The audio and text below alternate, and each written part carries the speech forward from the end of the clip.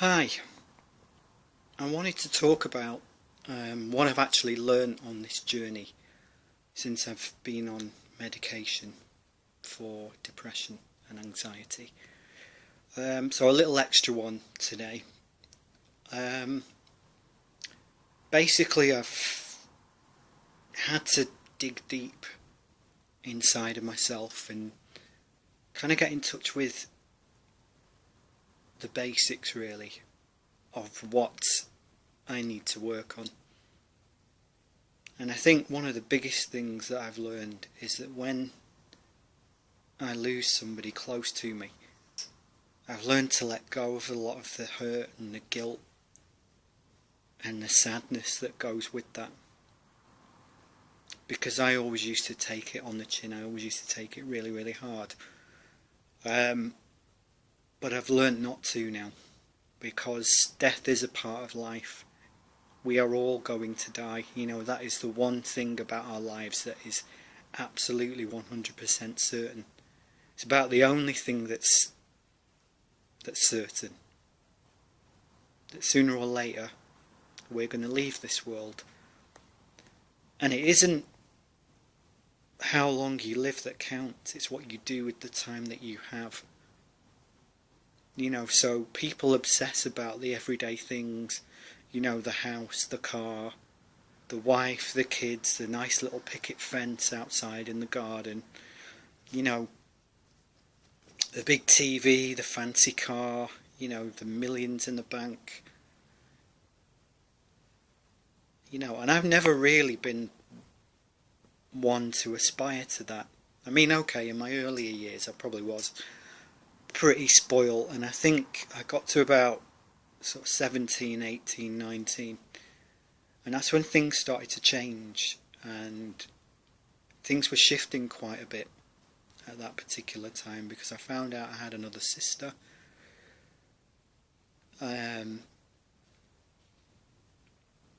which didn't turn out very well. She didn't want to know, and it was hard to deal with.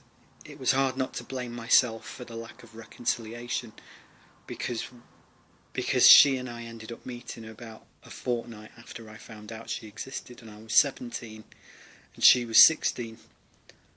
And I remember going up to her. This is about maybe a couple of weeks after I bumped into her at college, and it was because we ended up in one of the same classes together. That's how we met. And I remember going up to her, and she was sitting with her friends, and she said, well, she didn't say, I said first, can I have a word with you? Just very, very quickly. So she comes out, she comes away from her friends, and she goes, what do you want? What have you dragged me away from my friends for? I'm not interested in talking to you, go away. I'm not interested. And I was really hurt at that particular time, and I didn't know how to take it, because of course I was only thinking about how her reaction affected me. What I didn't consider at the time, and I actually do realise now many years later, is that I understand the impact on her now, because she was caught in the middle, really, wasn't she? There's me and my side of the family on one side, there's her mum and her mum's family on the other side, and then she's smack bang in the middle. And when you've been pulled from side to side, it's hard to know what to do, and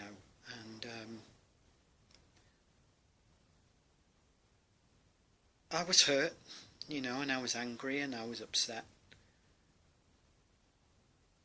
but I accepted it, because I don't think I ever spoke to her again after that.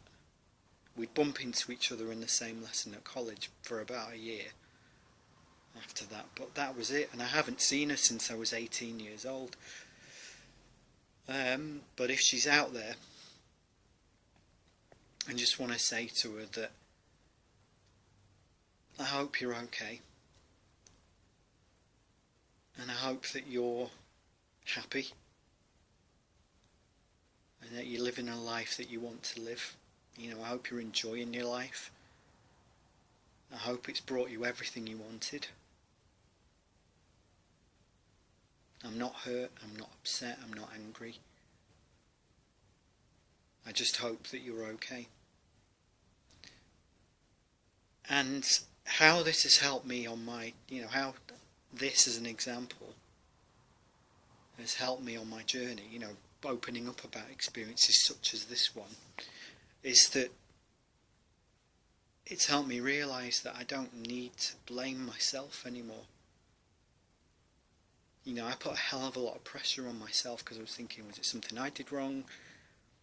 Maybe I didn't approach her in the right way. Maybe she wasn't ready. Maybe it's my fault for being too overzealous. I don't know what. And that's a big issue with me personally in general. I overthink things way too much. Instead of just appreciating the moment for what it is. When something good happens, I am sort of euphoric for a short while, and then I start thinking, well, it can't possibly last, something's got to go wrong, as it always has done up to this point. And I remember sort of getting to the point where I was ready to move house about maybe 3-4 months ago. And there were so many things from that old place that kept pulling us back. Old memories, old ghosts, old situations. A lot of shit had happened in that house, and when we finally handed over the keys, like once and for all, on the 14th of February this year, Valentine's Day, would you believe? I was so relieved to get away from there. It just didn't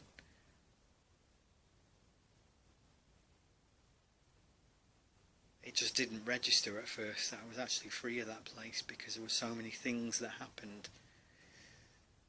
A lot of my friends had died whilst I was living in that house. I found out that I'd lost a lot of people that I loved whilst I was living there. My sister had her car vandalised when we first moved to the house. The boiler kept breaking up, and we were all ill as well. I was ill, my dad was ill, my sisters were ill, my mum was ill.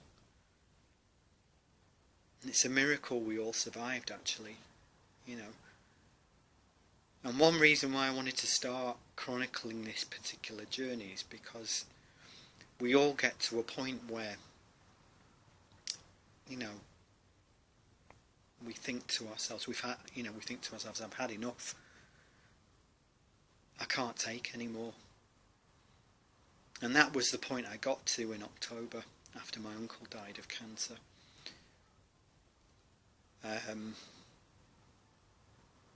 He wasn't a saint, I've spoken about him before in blog posts and etc. So,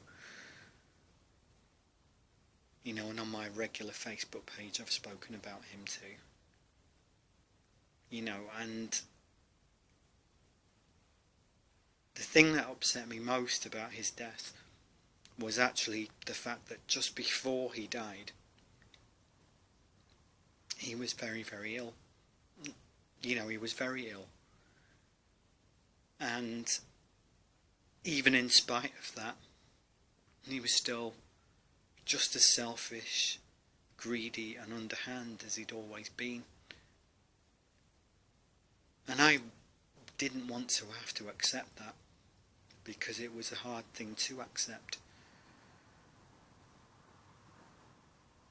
And I still can't accept it in a way. I just don't know how somebody can be literally dying of cancer and can still be so callous.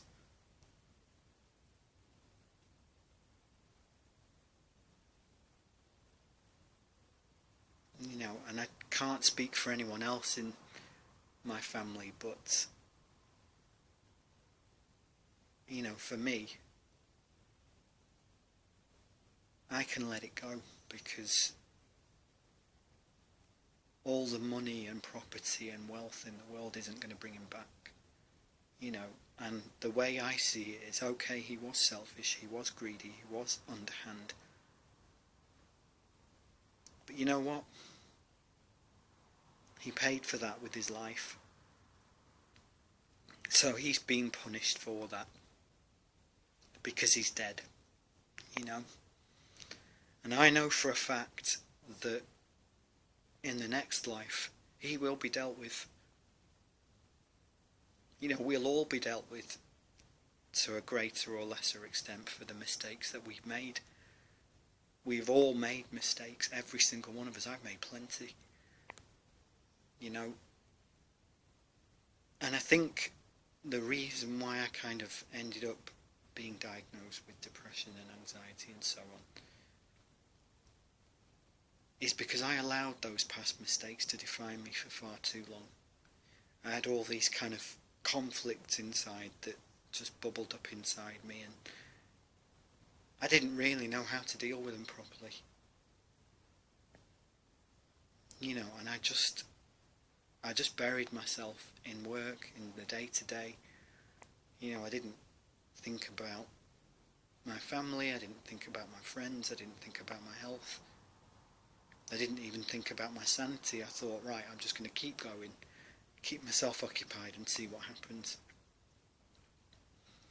But as a friend of mine actually said to me quite recently, you know, although keeping yourself busy and keeping yourself active is a good thing when you're going through hard times, it doesn't always help to deal with the problems that you've got underneath, you know, the underlying issues that you have. You know, you might not necessarily deal with them. You'll find a way to cope with them, to cope with the fact that they've happened, but you won't necessarily have dealt with them properly, because there is a part of that activity, I suppose, that doesn't acknowledge the fact that these things have happened in the first place, and that's the crucial thing. You know, before you can sort any problem out, you have to acknowledge the fact that you've got a problem in the first place, which is one thing I didn't do. You know, if someone asked me how I was, say, oh yeah, I'm fine, you know, don't worry about me, I'm fine. You know, and I got to like October, November of last year, and it was just, I knew then that I was going to be seriously ill if I didn't do something soon. And by January, you know, it was obvious to me that I was falling apart. But you know what helped? Just physically being able to talk about everything. Just to sit down, to talk about a lot of my issues and how I was feeling and what I was doing and where I felt I was going with my life. You know, that helped a lot. And just to have somebody there that would listen, wouldn't take the piss, wouldn't judge, you know, and not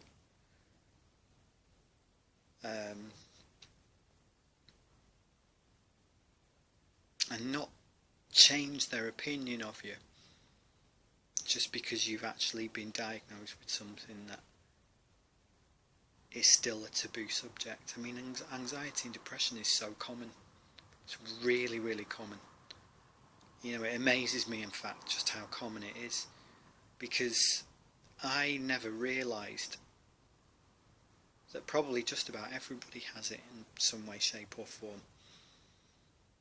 But there are two types of people who have it, you know, who have some kind of minor mental health issue, right? There are those that admit to it, have the courage to be open about it, and those who don't. And for a long time I was one of those who didn't, you know. I didn't do it because I was ashamed. You know, I was ashamed of what people might think. I was ashamed of what they might say. I was ashamed of how I might be perceived by people when I did it, you know. And now I realise that actually, since I've been going to group therapy I started it in February, I think. I think it was like the second week of February. So it's been a few months now. And one thing I've actually learned is that we're all the same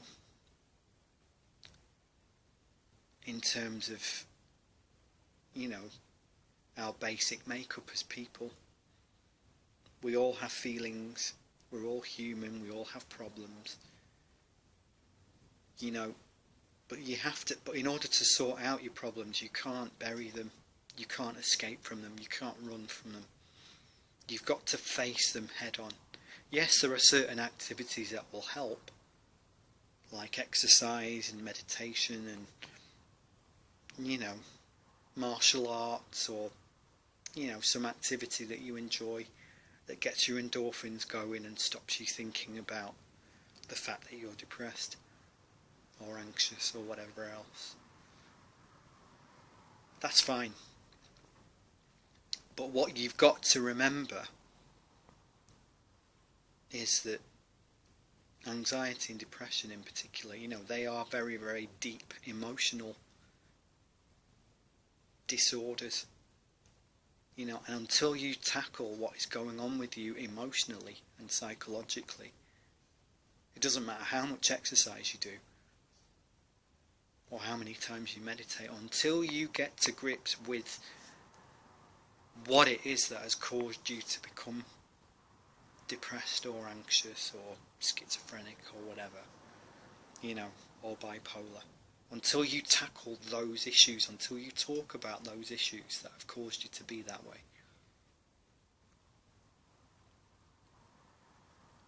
you will never ever move forward.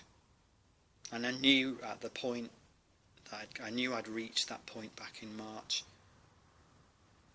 when I totally, you know, I had a breakdown of sorts on the 5th of March. And it was a very public one as well, you know, and it wasn't my finest hour. I'm glad that a lot of people who knew me weren't around. I'm glad I was around people, most people that hadn't, you know, that the majority of people that I was around when this happened didn't know me anyway. So I'm glad, because if they did know me, they wouldn't, you know, God knows what they would have thought. But that's the thing. I mean, now that I've actually started going to therapy and I've started to do these blogs and vlogs and been open and talked about my experiences more openly about my issues,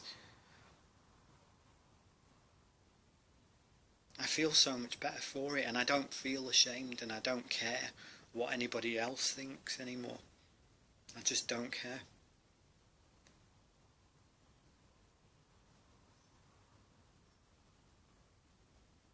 I don't care. Because people are going to think what they like, whatever you do. So there's no point in worrying about it. And yeah, there have been points over the last few months where I have felt like I've let people down, like I've been a burden to people, and, you know, I've kind of been antisocial, I've not done this, I've not done that, you know. But you know what? Sometimes you've just got to draw a line in the sand, and you've got to say, you know what, enough's enough. I don't care what anybody else is doing, I'm just going to concentrate on what I'm doing. Okay? And I know what people think about anxiety and depression. Some people think it's a very selfish thing to go through. But how is it selfish when you've been how is it selfish when you've been trying so hard to keep things together, often for the sake of other people? How is that selfish? If you've not been able to then do that after a certain period of time, that's not selfish. That's not selfish at all. What is selfish is the other people in your life just assuming that you're okay just because you're actually going about things relatively normally, and expecting this from you and expecting that from you and everything else. Because sometimes when you've got nothing left to give and people still expect you to keep giving, you're going to snap, at some point. Some people take longer than others to reach their breaking point, but for me it took me a very long time to truly reach my breaking point. I'd had sort of warnings of that, many times over the last 15, 20 years. But my breaking point was probably, October of last year. And I kept everything going for myself, and I don't regret what's happened over the last few months. I'm actually glad, because it has forced me to confront everything that I'm going through, or have been going through. Any issues that I haven't dealt with, that I haven't resolved, I've had no choice but to confront them. And yeah, some people might disagree with that approach, with the approach that I've taken, but you know what? That's their issue, not mine. If they don't understand it, they don't understand it. It's fine. You have no idea how liberating it is to finally come clean about years, if not decades worth of issues that you've had, and not actually give two shits what anyone thinks about it.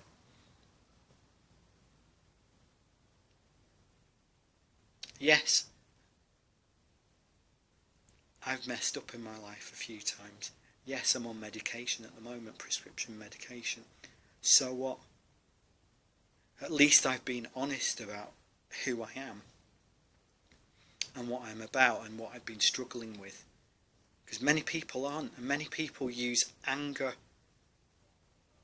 as a smokescreen to hide their insecurity, because behind a lot of angry people is actually a hell of a lot of insecurity. They're terrified of having their shortcomings exposed, so they use anger to protect themselves from them being exposed. So it's nothing to be ashamed of. To be open, to be honest, there's nothing to be ashamed of at all. Nothing. And people need to learn to talk to each other. Especially men need to learn to talk to each other about these things. It's not enough to just man up, as it's referred to. Men can't just man up anymore. They have to be open and honest about how they're feeling, because although depression is more common in women, it's actually men who are more likely to take their own lives because of depression. Men are far more likely to commit suicide if they're depressed than women. Far more likely, something like 80% more likely. So we have to talk about it. It's no good being the strong silent type, because if you're struggling with some stuff, you ain't going to be the strong silent type for much longer. You'll be the strong silent dead type, as the slogan goes. So be open and be honest about how you feel, and you'll be amazed at how easy everything becomes after that. I don't care if people think I'm weak. I don't care if they think I'm unstable or mad or whatever. I know I'm doing what is right for me, and that is all that matters for me. I'm doing what's right for me, because one of the other issues that I've had for so long is that I've constantly put the needs of others first, far above and beyond my own. I've gone all out to help everybody else out when they've needed help without question. But when I've needed help, it's very rarely been there. And that's something that is going to change. That's something that has to change. I don't mean I'm going to be all selfish and inconsiderate and uncaring about others anymore. No, I don't mean that. What I mean is I'm going to be, I'm starting to recognise when I need support and when I need help. If I'm struggling with something, I'm going to say it. And I don't care what the world thinks about it. I don't care. Because this stiff upper lip that a lot of people here in the UK are actually famous for, that's what's killing people, especially men, right? Oh, you don't show your emotions, you don't show how you feel.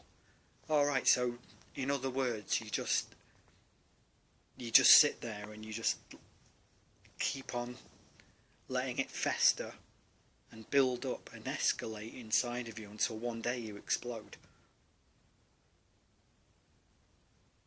Is that it? That's the right way to go about things, isn't it? Why do you think we have so many cases of domestic violence in this country, where you've had men who brutally beat their wives or partners? Because a lot of them have got deep psychological issues. I'm not excusing violence at all. I'm not excusing it in any way, shape or form. Before anybody thinks that, I'm not condoning domestic violence at all. What I am saying is, there's often a deeper reason for it than just having an anger problem. There's a reason why an anger problem develops. It's usually when you have like a very domineering, critical parent or some other authority figure in your life that you don't feel you can stand up to, so you actually get a lot of anger inside and you feel bitter and you feel anxious and stressed, and you feel like you're ready to explode, but you don't have an outlet for it, or you don't have a sort of a constructive outlet for it, so you just kick off. And by the time you have kicked off, you've kept it quiet and you repressed for so long that it just spirals out of control. And that's what happens. If more men were actually encouraged to talk about their issues more, you wouldn't, they probably wouldn't go around committing acts of domestic violence.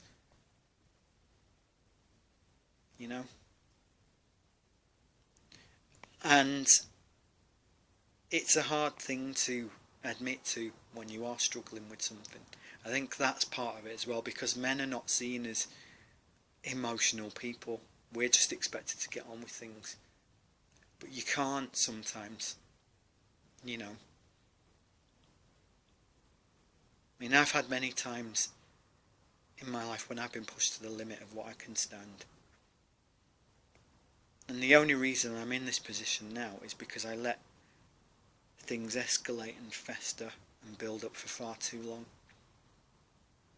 I really wish I'd got the help sooner, but luckily I managed to get help before I did spiral out of control completely, because if I'd ended up on the wrong side of the law, for instance, because of my issues, then it would have been much, much worse, and I really would have lost everything. And that's why I'm doing this. This is a platform for me to turn around and say, yeah, I'm not perfect. I hold my hands up. I've made mistakes in my life, and you know what? It's nothing to be ashamed of. Nothing to be ashamed of at all. So, if you ever need to open up to someone, do it. No matter how delicate or how awkward it may seem to do so, do it. Because because you never know, it might just save your life.